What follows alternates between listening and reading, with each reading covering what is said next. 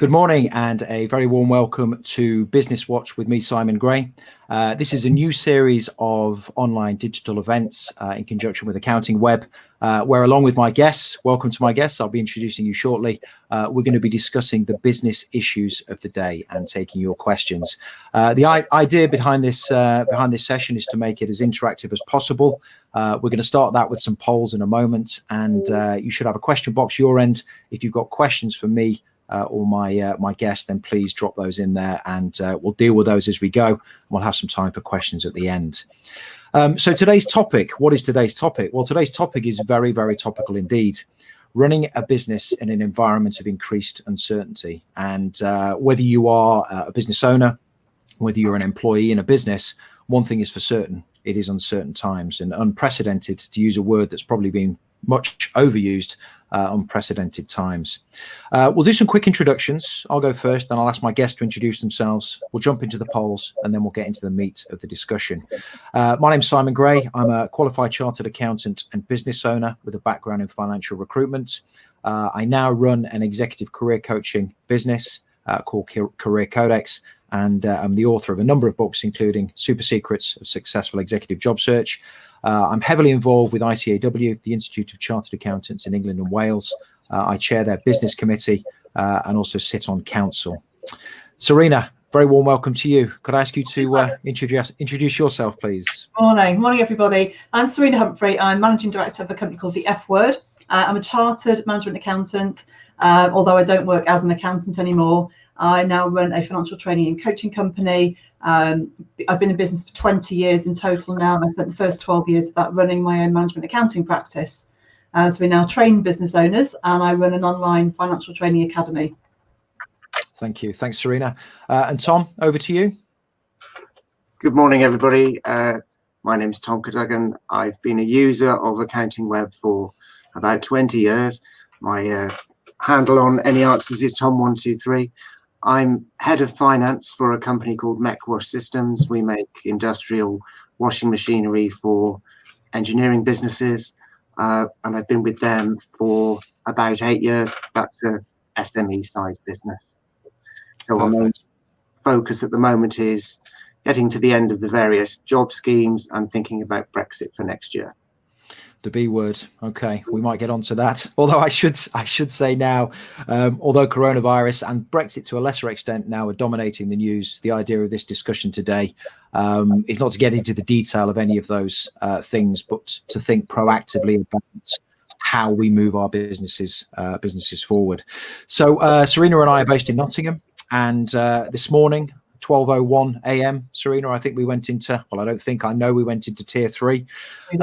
So the top level of coronavirus restrictions, coronavirus and Brexit to a lesser extent, as I've said, dominating the news and will continue to do so.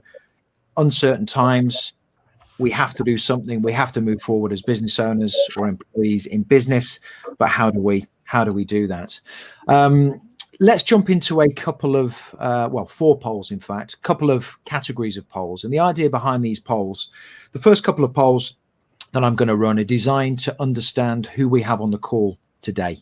And the second batch of polls are designed to understand your attitude to business at the moment, how you're feeling about business, and how your clients may be feeling about their businesses, clients or customers. So if I could ask the team in the background to fire poll 1, please, and if you could get fingers on the buzzers. Do you work in practice or industry? If we could fire that poll, please. AccountingWEB team in the background. I'm not seeing that on my screen, but hopefully others have seen it on your screen. Have you clicked on the polls tab, Simon? Aha, there we go. First time using this piece of kit. Thank you, Serena. We'll make it up as we go along. Okay. So if we could stop that poll, if we could close that poll. AccountingWEB team. Okay, wow, interesting. 50-50 split. 50-50 split exactly between practice and industry. And the second poll that fired up, are you a business owner or an employee? 80% of our audience are business owners. Okay, so very similar to us, the guests and myself on the as the host of the show. Okay, let's jump into polls 3 and 4 if we can. How is your business or your organization right now? How are you feeling about things? There's quite a few options there. And there's the last poll, how concerned are you about your future client or customer base, which of course is linked. Okay, if we could close those polls. AccountingWEB team, most people have had chance. If we close those polls, I can't see if we've closed them.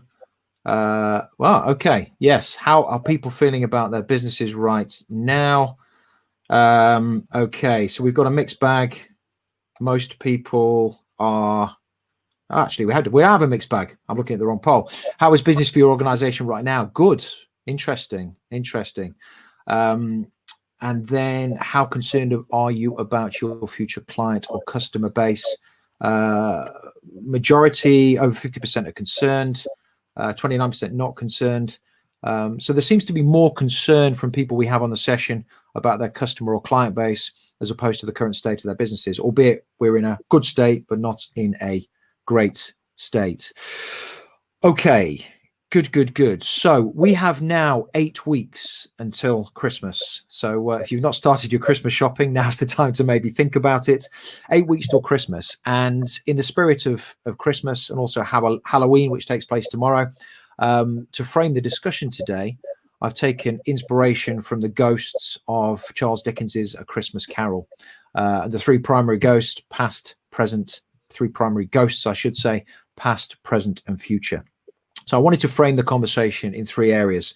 Past, how is this financial crisis or pending financial crisis different from 2008? I started a business in 2008. Serena and Tom were in business in 2008. Then moving into present, what should businesses focus on now? And although business is good for the majority of us right now, according to the poll, thinking about your clients, you do have concerns about your clients and your customers. What should we as business owners be focusing on right now? And then future, how has business changed, or how is business changing? I mean, one obvious thing is we're all moving to digital, but what have we learned so far about the changes we've had to make, and what further changes as business owners should we be thinking about to evolve as business owners moving forwards? So with that said, let's talk a little bit about, let's delve back in time. Let's go back to 2008. In 2008, I left a secure job and started my own financial recruitment business 2 weeks before the financial crisis hit. And literally overnight, my client base disappeared. Organizations that I previously recruited for put a sign above their doors saying, we are not recruiting, we have a recruitment freeze on. And it was pretty difficult times. How does that compare to the pending financial crisis that we are seeing now? In my honest opinion, I think we are in a more difficult situation now. And I think we're in a situation where the crisis that we're facing is probably affecting more people and impacting more people in a more serious way. So I wanted to throw this to you, Serena. I know that you were also starting a business, or in business at that time in 2008. You now have experience of kind of repositioning, relaunching your business now. How does our current situation compare to what we experienced back then? What can we learn from that? It's interesting, isn't it? Because I was 8 years into my first business when that hit, and I remember I had 12 people I employed. And I remember just the feeling of absolute terror and that feeling of, oh my goodness, we have to stop marketing, which is really stupid, I know now. That feeling of the world ending. I think what's most intriguing about this, Simon, it's not how was it or how is it, it's how you're perceiving it. Yes. You know, I've learned a lot about mindset in the last few years, and it's very much in, you know, the eye of the beholder. You say it's affecting more people now. I think back then it felt like it was right across the board, whereas now there are huge chunks of the economy that are doing brilliantly. You know, there's so much innovation that's come out of this because out of sheer necessity. So I guess my glass is very much full in terms of how I look at things. I think there was initially that awful fear and panic in March where it just felt like everything was over. But then, you know, a week later, 2 weeks later, we started bouncing back and finding new ways to do stuff. But yeah, there was definitely a similarity in terms of the feeling of how that time in 2008 felt. Yes. You know, you've got all these people to feed, you've got your overheads, but you know, the reality was it was okay. Mm-hmm. You know, I think the media were the biggest issue in that, and are still the biggest issue in what we're facing as business owners. Yes, yeah, I think you raise an important point on mindset. I remember back then in 2008, we'd started this business. One of my fellow directors was kind of adamant that we should perhaps stop the recruitment business and go and do something else, get a regular job, don't become a business owner. And I said very much that it depends what you focus on. What you focus on tends to come about. So we stuck with it, and that business is still going today. Not as strong as it was a few months ago, but it's still going today. Tom, what would you say on the matter on this first question? So I was working in a defence manufacturing business at the time, and we were trying to raise new funding. Literally over that winter of 2008-9, I think was the year, rearranging multi-million-pound funding, and it just all got pulled. Everything seemed to stop dead. Comparative to now, where the banks are generally being more supportive, they've got the government schemes behind them as well. But it feels that the last crisis was a financial crisis. Mm-hmm. This one doesn't feel a financial crisis. It might be a customer and trading crisis, but the funding still seems to be there. So yes, that for me is one of the bigger differences between then and now. Yes, yeah. If you look back to 2008 and you looked at the news reports, and I think we have to be, I agree with you, Serena, we have to be careful as to what we perceive from the news and how that influences us. But very much back then, it was about the banks. The banks have done this, the banks aren't doing that. My comment about this affecting more people now is, I think what we're getting from the media and the press is how this is impacting, not just organizations, but individuals. And I think, for me personally, the difference now and what I perceive is there is less certainty about the longevity of this thing and when it could potentially end. I think with the financial crisis back in 2008, there was an expectation, certainly from my point of view, that we'd be in trouble for a few years, but things would eventually come good. We'd experienced financial crises before, but we've never experienced, well, not in my lifetime anyway, we've never experienced a health crisis that has had such and is having such a big impact on the economy. Any thoughts from our attendees on the line today? Any questions that spring from that? Were you in business back in 2008? 80% of the people on the call are business owners. Were you in business back then? What are you feeling about business now and the crisis in relation, the crisis now compared to the crisis then? Is that having an impact? If you have some thoughts, please pop those in the question box. If you have a question for our guests or for me, please pop those questions in there. Can't see any questions at the moment, but we'll maybe get some as we move forwards. Serena, I wanted to pick up on that thing you talked about, mindset. Mindset, because I've always believed that whatever's happening out there in the world, we have very, very little control over. The only thing we actually have control over is what we believe, what we perceive, and what we choose to do or not to do. And I think there's a real danger, and this is leading into more of the present discussion as to what business people can do. There is a real danger to believe that actually the economy is in dire straits or is going to get worse, and things are going to get worse. There's nothing I can do. What's the point, etc., etc. Negative thoughts and what have you. How do you as a business owner position and maintain that strong mindset? It's a good question. Now, obviously, I've done my training as an NLP practitioner because I recognised quite a long time ago that the most successful people in the world, they cultivate their mindsets. You've got to focus on what you can control and not worry about what you can't, because right now there are too many people running around hysterical, blaming and complaining, being fed by the press, and that's forming their view of the world. And the problem is, whatever you focus on and whatever you believe, it colours everything you see in the world. Yeah, it's part of your brain, the reticular activating system, which literally looks out in the world for whatever you believe in to reinforce it. So if you think it's doom and gloom, if you think it's terrible, if you think we're going to have years of dreadful times, you're going to find evidence everywhere. You'll seek out stories. You'll see the evidence for what you want to believe everywhere. And I liken it to if you get up in the morning and have a load of coffee and stuff a croissant down your neck, then have pot noodle for lunch, drink cans of Coke, and then have a takeaway for dinner with a bottle of wine, your body is going to feel rubbish.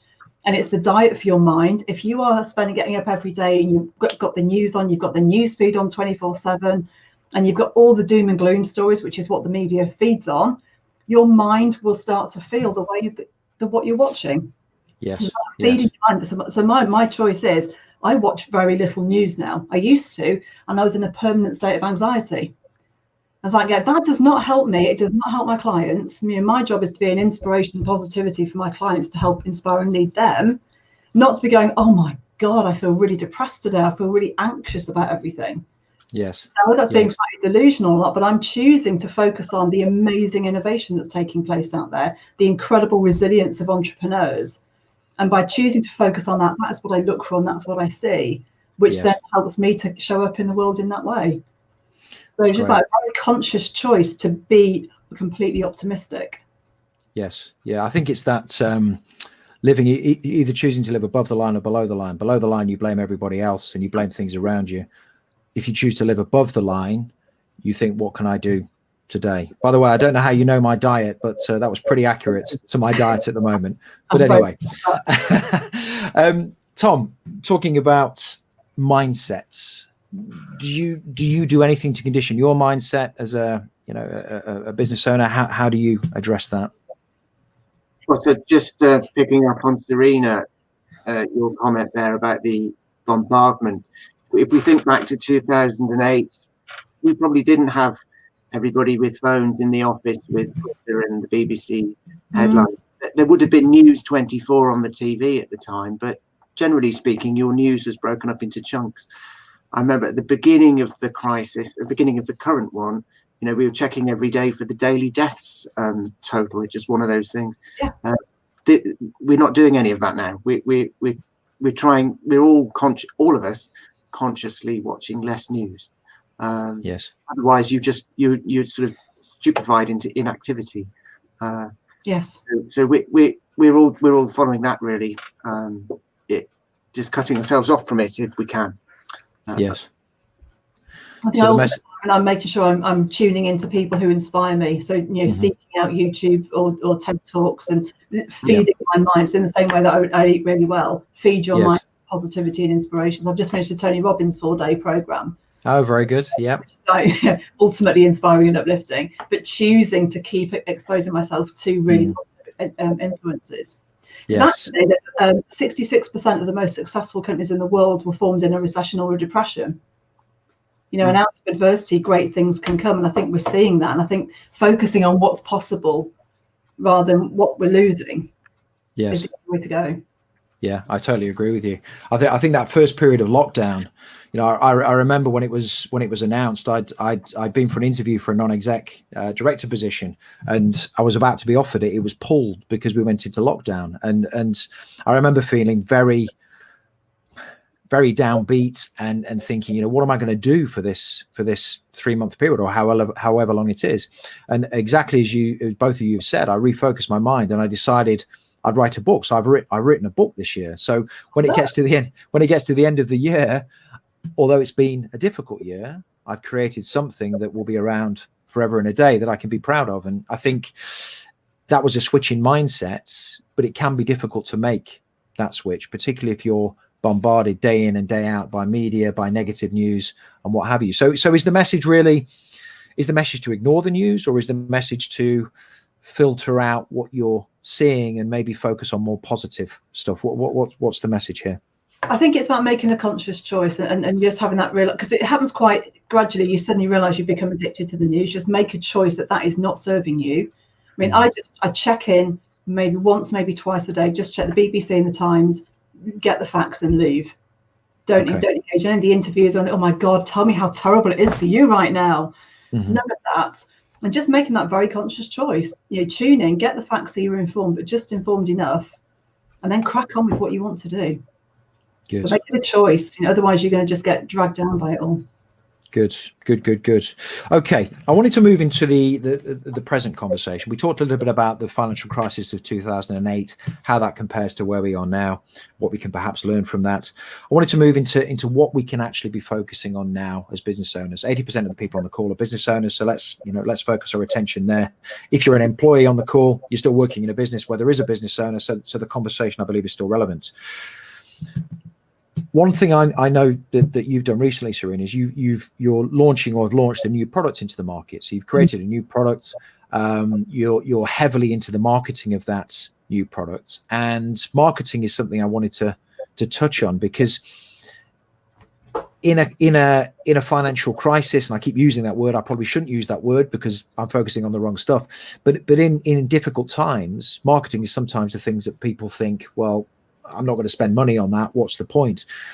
The polls at the start of today's discussion showed that people have a real concern about their client base. They weren't necessarily concerned about their own businesses, but were concerned about their client base, which kind of gives the idea that maybe we should be doing more on marketing. I know starting my business in 2008, I spent a huge amount of time marketing, not expensive, not paid for marketing, but networking and blogging and all of this kind of stuff. Talk to me a little bit, if you would, now about marketing. Should we be doing more? Should we be doing less? Tom, what are your thoughts on that? So we normally exhibit at a major trade show. It takes place in the spring at the NEC. That was cancelled and postponed twice. That's one of our big events. But we are doing more online marketing, more social media. Doesn't come naturally to manufacturing businesses to sort of big themselves up and do little videos, but we're doing more of that. And if anything, we're probably doing more marketing now than we would in normal run economic times. Wow. It comes back to what we've said earlier. You can either just literally bury your head and do nothing and hope it'll all go away, or actually try and control what you can control. And marketing is one of the things that we have been able to do more of. Absolutely. And are you seeing, in terms of your view of that marketing, are you expecting results today, tomorrow, in 3 months, 6 months time? The products that we make have a 16-week lead time, so you don't get a quick payoff. But what we have seen is diversification. Our main customers are automotive and aerospace, the two businesses you don't really want to be in. But we've had some useful sales into the medical equipment manufacturing businesses. Some of our customers have diversified and made ventilator components and the like. So I think the marketing, you don't really know where the marketing is going to go, but we definitely have ramped up rather than slowed down, even though to some people it feels a bit like a discretionary spend, because it's not keeping the production line going, but it's there for the sales pipeline. Yes. I think as soon as you switch off your marketing funnel, you don't necessarily see the effects today, but you definitely see the effects in 6 months, 12 months time. Serena, I know you do a lot of marketing. So what would you say on this subject? I suspect you're doing more, but let us know. So I strongly believe that marketing is an investment, it's not an overhead. And I think the worst thing I did in 2008 was I remember sitting at my desk going, let's start marketing. And everyone was doing it. It was a ridiculous thing to do. And I think right now, even more so, is the right thing to suddenly become invisible. How can that possibly be a good idea? And I think, come back to my point before, yes, the economy is at 91%, but that, people say, oh, the economy is down 9%. Yes, it is, but there's still 91% of it functioning. And I think becoming invisible is a really, really bad idea. Yes. But you've got to be very, very smart about what your marketing is. It's very easy to be very busy and spend a lot of money for no return. And you're quite right. I am choosing to back myself right now, and I'm investing more than I've ever invested in my life in my marketing, because I'm launching a new product. But I think marketing is just critical. And now everything's going digital. So it's actually, you don't need to spend anything to be on Facebook and LinkedIn. But you've got to be smart about it. You've got to be thinking, how do I serve my customer or my client? What is that requires some deep digging? What is genuinely valuable and useful to my clients? But not just banging adverts and stuff out. What is genuinely helpful to my clients? And that point, the poll, people being worried about their client base. What can you do to help them? What free guides could you give them? How can you show that you are there to support them and you're the business that they should stay with? We've got a role to play here in supporting people. I think that's a very valid point, and you used a word that I like, which is serve. And one of the things people do with marketing, I think they confuse it with selling. And nobody likes selling. I've never met anybody that likes selling. And with a recruitment background, I've done a lot of selling in the past.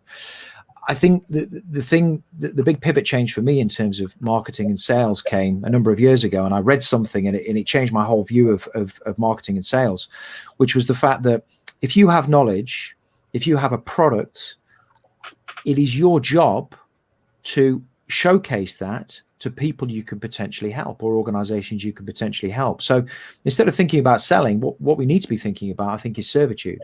If I don't showcase my ability to help somebody, that person doesn't get helped. Yes. Similarly, if you don't manufacture and showcase your pieces of kit, Tom, then people can't do what they need to do. So I think reframing that, coming back to mindset again, which everything does, is an important thing. But both of you, well, Tom, you mentioned it, and Serena, I know from knowing you for a long time, maybe not feeling natural about putting yourself out there at the beginning. There's a pivotal step, I think, in terms of marketing. You've got to put yourself out there. It's quite difficult. It doesn't come naturally, I think you said, Tom, for quite a lot of people, particularly in, maybe in the accounting space. How do you get over that hurdle? How do you make that first step and then continue to make those steps consistently? Tom, what would you say? I think for us, it's little and often. If you're doing, social media is generally meant to be quick and not too rehearsed and everything else. We're better at putting quick announcements out to say what we've done this week, what customers we've helped. Whereas a few years ago, we had a corporate video filmed, and that was a whole day event and took weeks of planning. So it's quick and dirty and get things out there rather than trying to make everything too orchestrated. Once people have done things for the first time, they're then happier to do something for the second time. We're all more used now to Zoom. We're all more used to being on camera. Whereas, just going back a few years, people would shy away from even being seen in any kind of video. So familiarity makes it easier. Yeah, thank you, Tom. Serena, videos. I remember a couple of years ago, you did your first video. You did one, and then I didn't see you on video again for quite some time. Yeah. But now you seem to have conquered that fear, and you seem to be doing a lot of it. And it is about that fear, isn't it? I know I've always wrestled with marketing, and people have been saying for years you've got to do video, and I've pushed back, going, I will never do video. I had to record 109 videos for my academy, and but it's the circle, it's the comfort zone, isn't it? Once you've done a couple, you go like, oh, I can do that. And like the first time my marketing went out on social media for what we're doing now, it was like, oh, this is really uncomfortable. It's just so, as an accountant, putting yourself out there, it's terrifying. Yeah. But once you've done it a couple of times, you go like, oh, that's okay now. It's just like you, especially if you guys are watching, you are accountants in practice. It's not who we are naturally. But I just say, you just have to push through it, because you have something important to say and something important to share, and you have ways you can support your clients, but you need to be visible to do that. Yes. And actually, once you've done it, your confidence soars, because like, hey, if I can do that, what else can I do? Exactly. I think when you put yourself out there in terms of marketing, either as an organization or as an individual, and I think increasingly to stand out from the crowd, even if you are an organization, you need a figurehead in your business to be the face of that organization. People want to do business with people, not with corporate structures, particularly in a world where we don't necessarily trust as we used to trust. So putting yourself out there can be difficult. And I think that fear stems from the fact that as human beings, we want to be liked. We want people to agree with us. As soon as you put yourself out there and you have an edge in your marketing, which you need an edge in your marketing, of course, not everyone's going to agree with you. And that's difficult. So I think that's the big hurdle. But when you think about this servitude thing, and when you recognize the fact that not everyone's going to agree with you, and that's okay, that helps you get over that hurdle. Okay, just a quick reminder to our audience on the session this morning. We'd love to hear from you. If you have questions for me or my guests, then please let us know in the in the chat box. Curious to know what you're focusing on in your business currently. If there's one thing you're focusing on, what is it and why are you focusing on that? So please use the chat box. Let's make this as engaging as possible. We talked about marketing. If there was one other thing that business owners should be focusing on right now in their businesses, what would that be, Serena? Cash. Cash. I mean, however you want to view what's going on now in terms of positivity, we have to, be pragmatic about it. We are in difficult times, and cash is the ultimate survival tool in any business. I work with lots and lots of small companies, and I think from an insolvency point of view, what's interesting is that insolvency numbers are very, very low right now. But that's been falsely propped up by all the government support, and they're expected to go crazy in January. The insolvency business. Whatever you're doing, you've got to protect your cash. I always teach 3 to 6 months overheads in the bank as a minimum, and an account you don't touch. I always advocate putting your taxes aside, an account that you never ever touch, and I'm sure the accountants on the call will also do the same. But it's cash. You've got to be financially robust. We're only going to get through this by having the confidence to invest and to not be sitting there micromanaging our cash flow, stressed about paying suppliers. It's that balancing, isn't it, between you've got to keep investing and moving forward, but you've got to protect that cash. Yes, and if you're in a business that doesn't have 6 months or hasn't protected 6 months of cash in the bank for times like this, what if anything can you do? Can you be thinking about? Can you borrow? Should you borrow? What should you do? Well, I think most people, certainly everyone I know, got the bounce back loan and put that in the bank. I know some people are using it, some people are keeping it there, like I am, just in case. It's this difference between, isn't it? Are you sitting there going, cash is tight, oh my goodness, things are difficult, what can we do, doom and gloom? Or are you thinking expansion? Are you thinking, how can I innovate? How can I keep growing? Where are my new revenue streams? How do I grow my customer base? I think we've got to be focusing on that rather than what can I cut? What can I cut? How the hell do I survive? It's that survival mindset versus a growth mindset. Because once you go into survival and cutting and, oh my God, everything's terrible, you're going to stop picking the phone up. You're going to stop seeing opportunity. So you've got to balance that with, wherever we are. But you know what? What's fascinating, Simon, is you can take two companies in the same industry, like two restaurants. One's gone, oh my God, this is a nightmare. Blame the government, blame everybody else, close the business. The other one's pivoted. I heard one the other day about, I think it was in America, where there were two restaurants in this town in America. One had just thrown the hands up in the air, blamed everyone and gone bankrupt. The other one pivoted to be an online, an outdoor drive-through barbecue joint. They innovated, they revamped the whole business, reconfigured everything, and they've got cars queuing down the street every day. Yes. Same business, different mindset, different approach. Yeah, and adaptability. Okay, thank you, Tom. What else can we focus on, or should we focus on? Yeah, so the first thing I'd written down was cash. Serena's covered that, but I have a 52-week rolling cash flow forecast. Always have. Wouldn't be without it now. The other thing then, I suppose I've put credit control on my list. We're tightening up on our credit control. We're possibly a little bit light. We've just sharpened up a bit.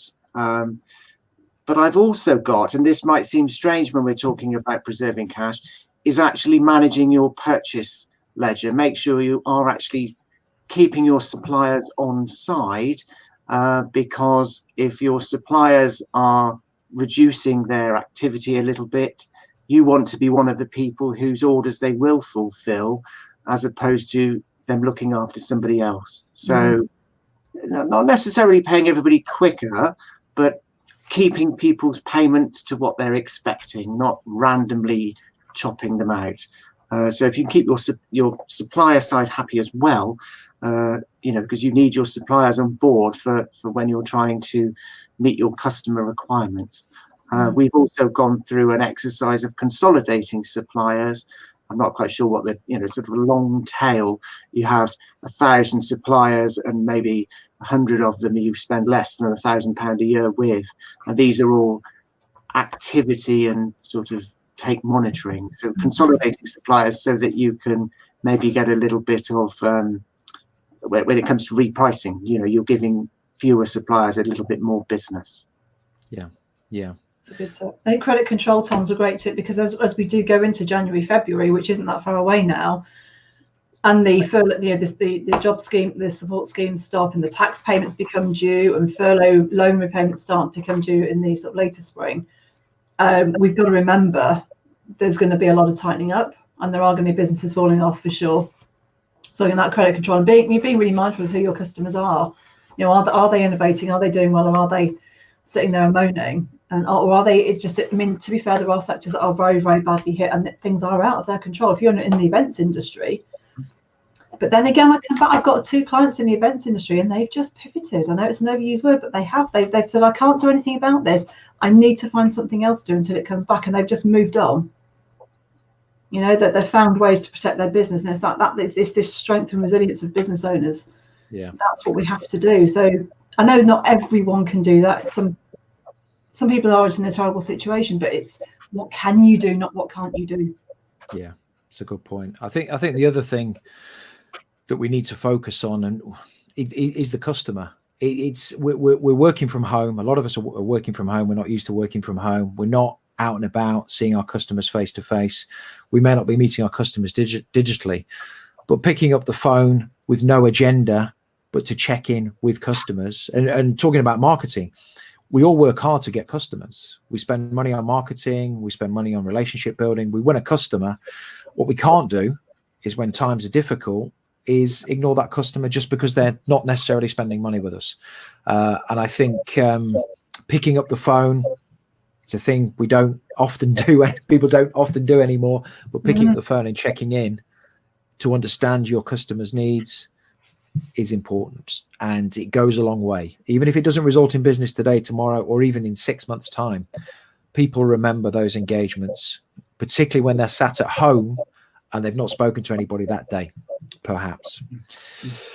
Anything else? We've got a couple of minutes. Anything else that business owners, business people should be focusing on right now? I think it's quite useful. I think we've got Christmas coming up, which I'm finding is quite a nice psychological break to things. We've got this sort of 7 full trading weeks until Christmas. I think it's quite useful to what can I focus on and seeing this new year, because we're going to be halfway through this October to March period. We're going to be hitting the halfway point. We are going to be on the up. The weather will start to get better. Vaccines and whatever else is going to happen. So what can we do in the next 7 weeks that is really, really useful to set us up for next year? And starting to think in a really positive way about what can we make 2021. Put the set aside, COVID aside, what do we do? How do we find a way to make it work regardless? Focus on what we can control. Just have those little milestones in place and be quite helpful, rather than going like, oh my God, how long will this drag on for? 7 weeks till Christmas, what can we do? Yes. Then it's the new year, fantastic. What can we do in 2021? It just reframes things. You've read my mind, Serena, or read my notes, because at the end of my notes, there was a call out today to say to everybody on the call or anybody watching the recording, get a pen, get a piece of paper, and write down the one thing that you're going to focus on between now and Christmas to potentially make a difference to you and your business in 2021. So totally in agreement with you there. Tom, I'm conscious that a lot of accountancy practice owners I know are absolutely drowning and swamped in helping their clients with furlough claims and all those other things and lots of cash flows. And they're finding it quite hard to focus on their business right now. I would say is carve out some time for you and for your business to think forward. Otherwise, you just stay in reaction the whole time. Yes. And I think I'm an accountant who has an accountant, go figure. But anyway, I spoke to my accountant the other day, and he's extremely busy, but that work will come to a natural conclusion based on timings. And it's then what happens in that pocket of space, which is why it's important to do that marketing and to work on your business, not just in your business right now. Tom, any final words on, or final thoughts on what people should be focusing on in their business right now? We are using the spare capacity that we have in our design team to finally look at those diversification projects that maybe we put off when we were busy, producing products we were familiar with. So it's a bit like what we've said throughout, the bury your head in the sand or the pivot thing. So diversification within reason. I mean, we have a large factory to keep with work coming through, is that, we're not going to suddenly be making completely different products, but can we amend our products to new markets? That's what we're looking at. Cheaper markets. We've always traded globally anyway, but is it time for a little bit of a step change, maybe away from relying on two principal markets of automotive and aerospace that we do currently? Okay, thank you. All right, let's move into the third phase of the conversation, which is thinking about the future. And I was thinking this morning ahead of this session, when I started out my career in practice with KPMG in Nottingham, back then, and it's not that long ago, 20, 25 years ago, we didn't have email. We didn't really have internet. It was the big boxes of files. And look at how the world's changed. Look at how it's changed in such a short period of time. And I think the pace of change is only going to get quicker, partly as a result of what we're experiencing now, but partly it was always going to get quicker because that's what happens. So if we were to look into the future, we've talked about 2021. If we were to look 10 years forward, and I was on a call with ICAW yesterday, our council conference, looking at 2030, 150 years of ICAW, 150th anniversary. Where are we going to be in 10 years? What do we need to do now to change our businesses, to adapt, to evolve to what's coming down the line? So I'd like you to get your crystal balls out, if you will, and think about the future, what the future might be like, and the steps we need to take now to make sure we're future-proofed. Who would like to go first? Go on, then. Go on, Serena. Well, I think the fact that it is such a fast pace of change now means that we can't look 10 years ahead. The years of 5 and 10 year business plans are way gone. You can 1 to 3 if you're lucky. But I think that what can we be certain of? More automation, more technology, more digital, more remote. I don't think we'll ever go back to the old ways where everybody packed into city centres to work in big offices. I'm sure that those days are over. And I think the demographics will reshift so that there's more community, more the towns developing, more sort of suburbs, and I think people will be able to live and work anywhere, which I think will just create new opportunities everywhere. But I think, especially as accountants, I remember it was only 2 years ago, I was dragged kicking and screaming onto Xero. Like, I like Sage. Sage does a good job. I was so resistant. It was like, I can't be. Now it's like I'm using so many new tech that fries my brain. But it's the way it's going. And if there are any accountants out there still resisting the Xero and receipt banks and automation, that's one big thing. It's not going away. It's not going away. We've got to really be progressing that. And as accountants, leading the way for our clients, leading that innovation. I think just, because we can't know what's coming, Sam, we've just got to have a growth mindset, and we've got to be really, really open to learning and seeing and knowing that our role is to help lead this. Agreed. Tom? I think customer bases will change. I have customers, my business has been around for over 20 years, and I have customers with 20-year-old machinery. Their businesses are 100 years old, sort of third-generation family companies. I can see that changing. Machinery more looking to be rented, shorter periods of time, things, more internet connectivity with the machines, remote diagnostics, which we're moving more and more into, and things moving globally. You sell a piece of machinery to Scotland, before you know it, that machinery has been sent to a plant in Mexico. So more global reach, even if we're doing less traveling. So you're looking at servicing machines from afar rather than sending people around the world. But I can't really say where my sector, the automotive, is going to be, because we'll all be driving electric cars before too long. And that has a bit of an impact on UK manufacturing, where we're making combustion engine components at the moment. Yeah. I think for me, it's technology and embracing technology.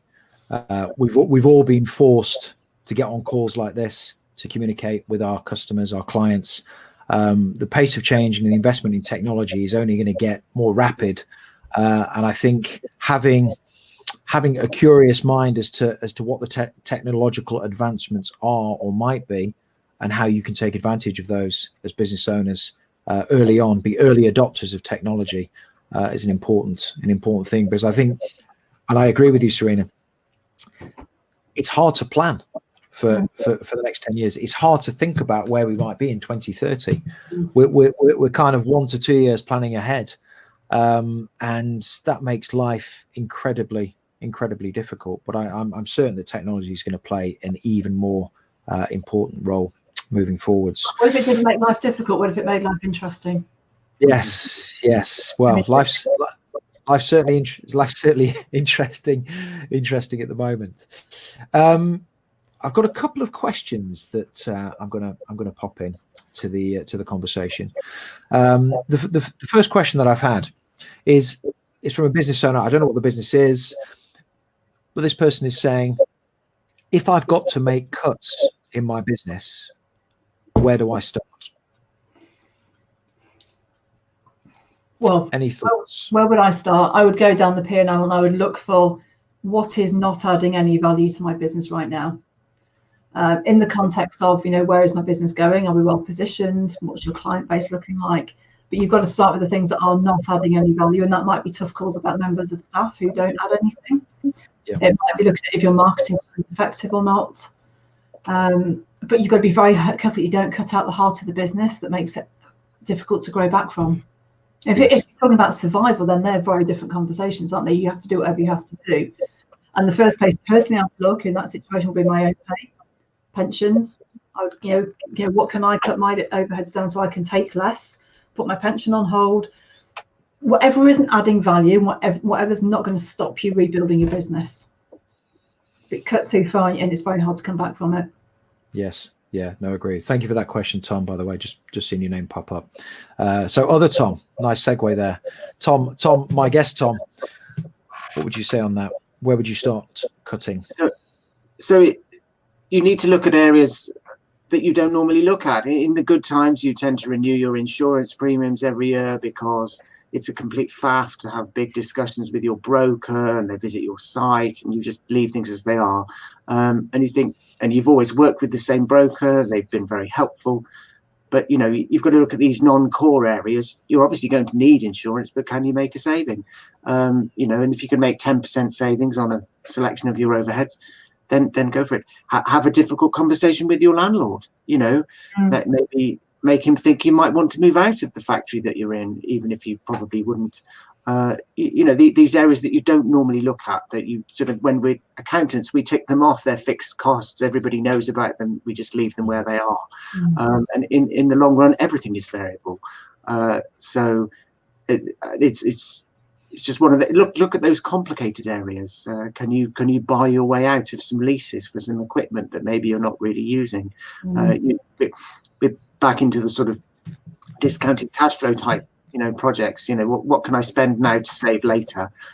Because I think we've all learned that this crisis is going to be around for a bit longer than the politicians would initially have had us believe.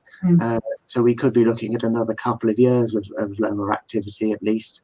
So it's worth making those medium-term changes if you can. I'm a big believer as well in having keeping your fixed overheads to an absolute minimum, so that as much as you can is variable, so that you've always got that ability to flex. And especially like, do we need offices? Do we need as much office space? What can we do differently? Everything I believe now is up for grabs. Anything can be discussed and talked about. But I've always think, fixed space, minimal, keep it all variable. That's fine. We've had a related question from Kiwi London 99, who's on the call. Thank you for the question. It's about contracts which auto renew.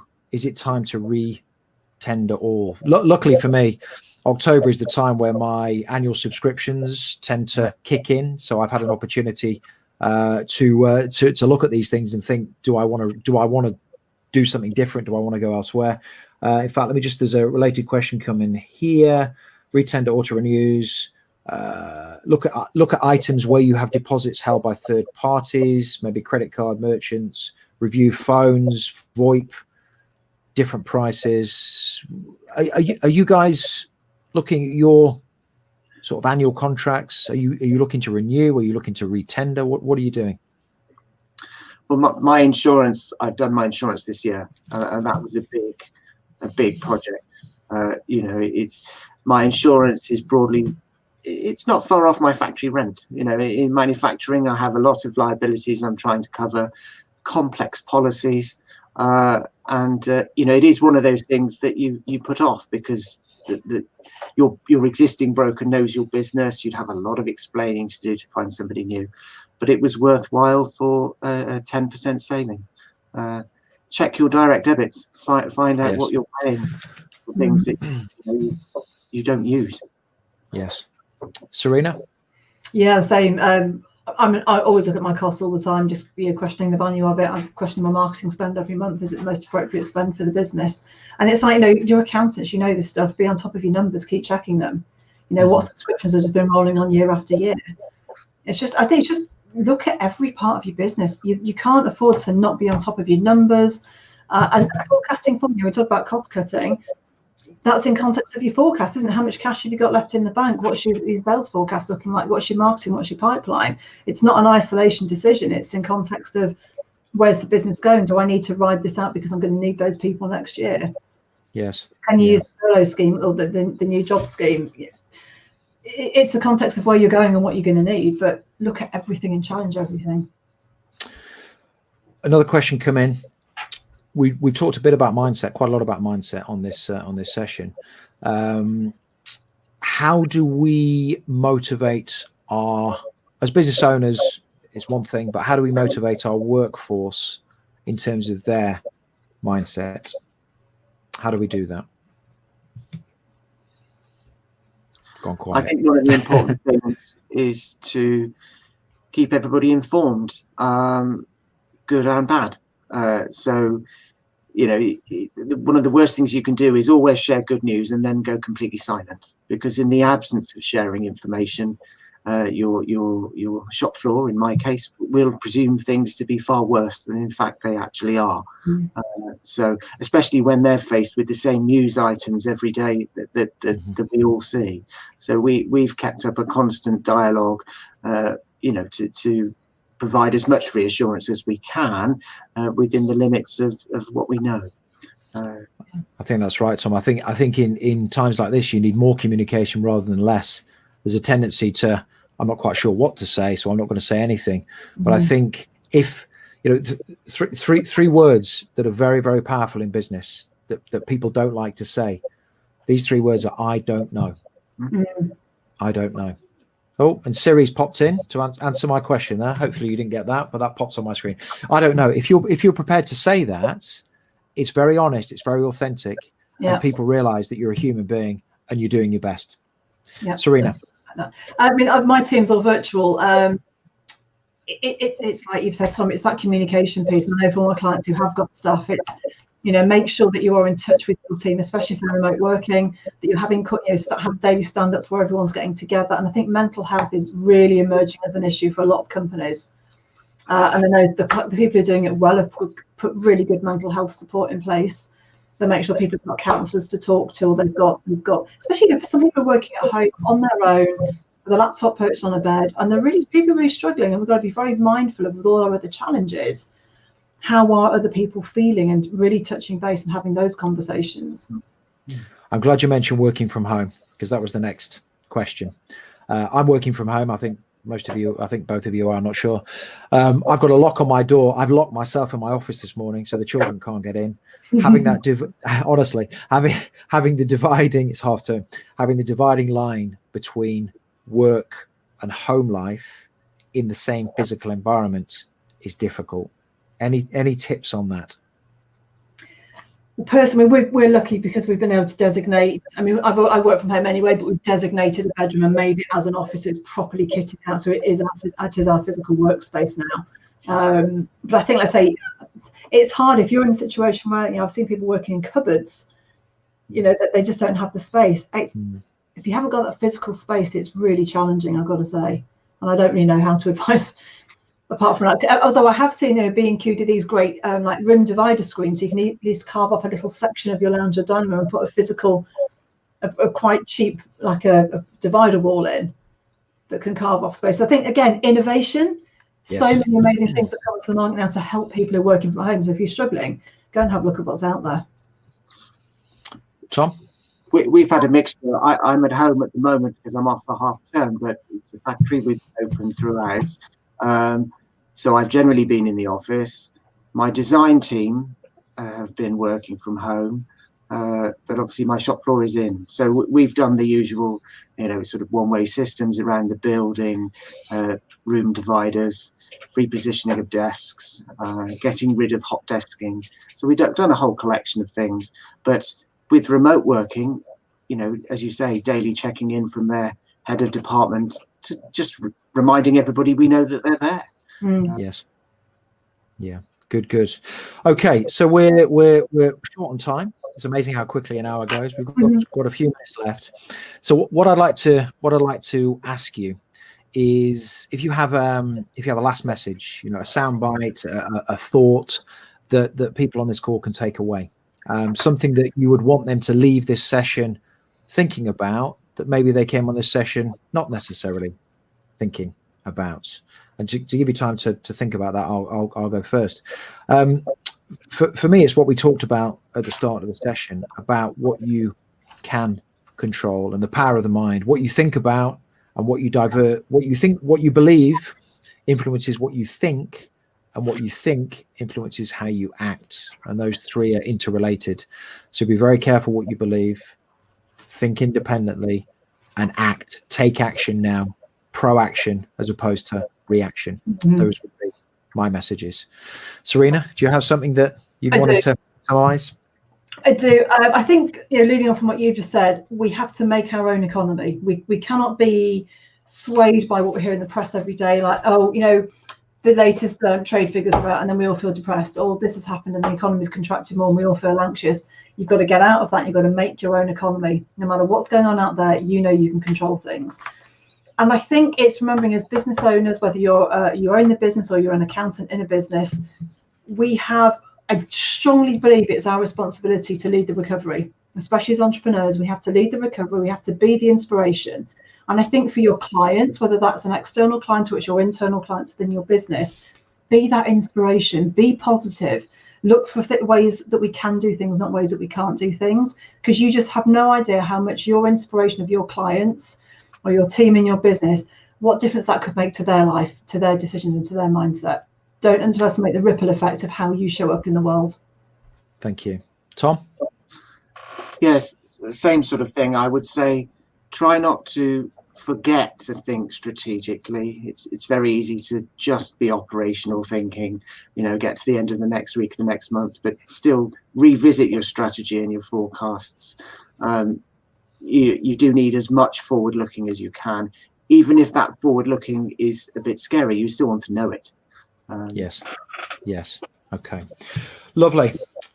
Thank you ever so much, Tom. Thank you ever so much, Serena. Invaluable contributions today. Hopefully we've given people something to think about and something to take away and do stuff with. I'd like to thank the AccountingWEB team who are in the background, pressing the buttons that make all of this stuff happen. The next session, the next Business Watch session is on the 27th of November. So once today's session's done, I'll be working hard to put together an agenda for that and a topic for discussion for that. So hopefully we'll see you all there again. Different set of guests, different set of topics, different discussion points. But very much looking forward to that. The biggest thank you, though, of course, goes to all of you who've given up an hour of your time this morning to join us on this session. I hope you found it useful. I hope you've taken something from it, and I hope you have a good end to the week and a positive start to next week. In part because of this. So, in closing, thank you very much. Until next time, take care, and we'll talk to you again soon. Thank you.